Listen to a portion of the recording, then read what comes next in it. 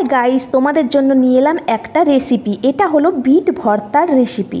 তো বিট ভর্তা করতে গেলে প্রথমেই বিটগুলোকে পাতলা করে কেটে নিতে হবে। তারপর কড়াইয়ের মধ্যে জল দিয়ে বিটগুলোকে ভালো করে একটু সিদ্ধ করে নিতে হবে। বিট প্রায় সিদ্ধ হয়ে গেলে ওগুলোকে তুলে একটু ঠান্ডা করে নিতে হবে।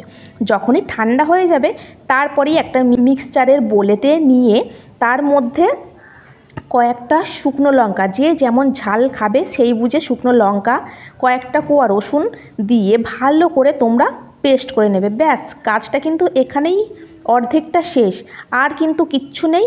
এবার তোমাদেরকে করতে হবে কড়াইয়ের মধ্যে সর্ষের তেল, শুকনো লঙ্কা আর একটু কালো জিরে ফোড়ন দিয়ে সেই বেটে রাখা বিটটাকে দিয়ে দিতে হবে, আর দিয়ে ভালো করে নেড়ে নিতে হবে। আর হ্যাঁ, পরিমাণ মতো লবণ আর পরিমাণ মতো হলুদ কিন্তু দিতে ভুলো না। তো ব্যাস, হয়ে গেল আমাদের বিট ভর্তা। আর কি, এবার গরম গরম ভাতের সঙ্গে আর এরকম বিট ভর্তা তোমরা পরিবেশন করে দেখো, সবাই আঙুল চেটে পুটে খাবে। আমার তো ভীষণ ভালো লাগে বন্ধুরা। তোমাদের কেমন লাগলো ভিডিওটা অবশ্যই কমেন্ট করে বলবে, আর তোমরা প্লিজ একবার বাড়িতে ট্রাই করে দেখবে। আমি তোমাদেরকে কথা দিচ্ছি, এরকম খাবার তোমরা পেলে আমার মতো প্রায় দিনই তোমরা করে করে খেতে থাকবে।